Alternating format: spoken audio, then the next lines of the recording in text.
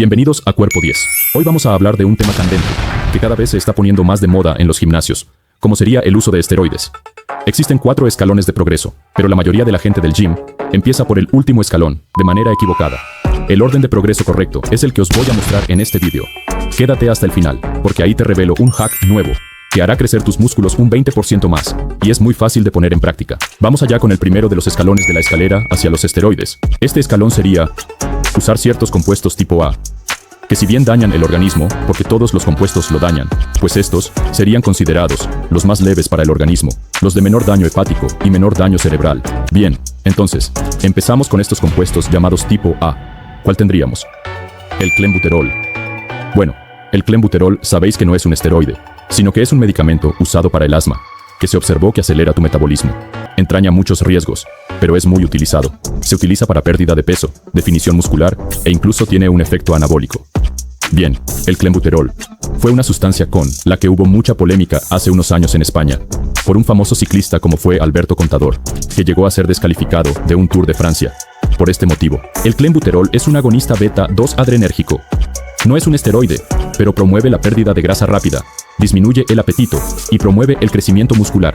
Es peligroso por los ataques cardíacos, así que hay que tomarlo con precaución. Reduce el potasio del cuerpo. Tiene un efecto estimulante similar a las anfetaminas. Propiedades anabólicas. Es anticatabólico. Mejora la oxigenación del organismo, por lo tanto tienes un mayor rendimiento. Mejora el flujo sanguíneo, sobre todo en las piernas. Aumenta la tasa metabólica hasta en un 10%. Reduce el potasio, como hemos dicho antes. Por lo tanto, hay que tomar plátanos o alimentos similares, si no da unos calambres súper fuertes en las piernas. Para una mujer principiante sería de 20 miligramos al día, y sería máximo 80. Pero habría que tomar nebivolol a partir de 40 miligramos. Nebivolol, para que no haya tanta presión en el corazón si tomas más de 40 de clen. Pero ya es demasiado. Cuando tomas clen, se dificulta la conversión de T4 en T3. Por eso se puede tomar T3 con clen para mejorarlo. Quizá por eso, pues, los que tengan hipotiroidismo notarán que necesitan más hormona tiroidea. Pasamos ahora a la metformina. La metformina es un medicamento, y estamos todavía en el primer escalón, por cierto. La metformina es un compuesto que se le receta a los diabéticos, por lo tanto, se adquiere en farmacias. O claro, mucha gente lo adquiere también en laboratorios Underlab. Si te gustan estos temas, suscríbete. Bien, la metformina cuesta muy poco, con receta médica. Vale unos 20 céntimos, entre 20 y 30 céntimos en una farmacia. Bien, se la recetan a la gente que tiene resistencia a la insulina, o que tiene un principio de diabetes. Entonces, los culturistas utilizan la metformina en un contexto anabólico, en el sentido de que la metformina, si la tomas, por ejemplo, imagínate que un día quieres comer mucho dulce, por lo que sea, porque es tu día de cheat meal, pues con la metformina vas a paliar esos efectos, ese pico de insulina, porque lo que hace la metformina es bajar tu azúcar en sangre. Por eso es bastante utilizado por los culturistas. Bien, en este escalón número 1 también estaría el uso de la T3, de la hormona tiroidea T3. Bueno, sabéis que el tiroides tiene las hormonas principales, T3 y T4. El cuerpo necesita convertir T4 en T3. La hormona T3 es la hormona de la felicidad, la que te hace sentir con más energía. Y para hacer esa conversión de T4 en T3, necesita que haya grasas. Entonces, para convertir más T4 en T3, es necesario 60 gramos de grasa a lo largo del día, para una persona de un peso normal. Bien, entonces, esta hormona puede ser adquirida también en laboratorios Underlab. La T3 también va a suponer una aceleración del corazón. Por ello, no se recomienda su uso si no es en un entorno médico. Continuamos ahora con la hormona del crecimiento, y esta también se consideraría en el primer escalón. La hormona del crecimiento ya sabéis que va a producir una proliferación de tus fibras musculares. Es decir, si tú de serie tienes planteadas en cada brazo, vamos a poner un ejemplo hipotético, 225 fibras musculares. Con la hormona de crecimiento, lo que vas a producir es que esas 225 fibras musculares se conviertan en 500. Bien, esta hormona de crecimiento, por lo tanto, es muy utilizada en el culturismo.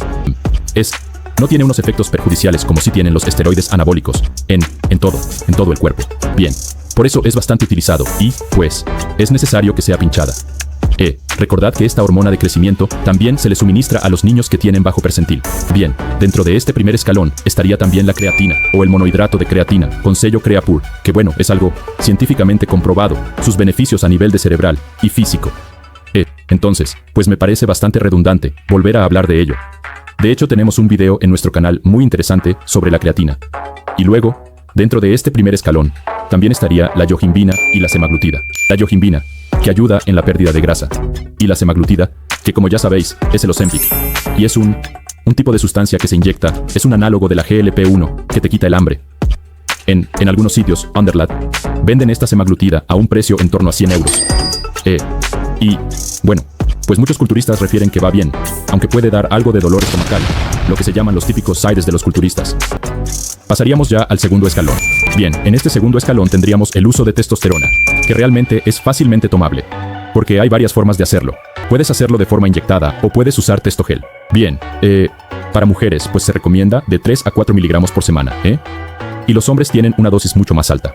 Si te gustan estos temas, te pido un like y seguimos.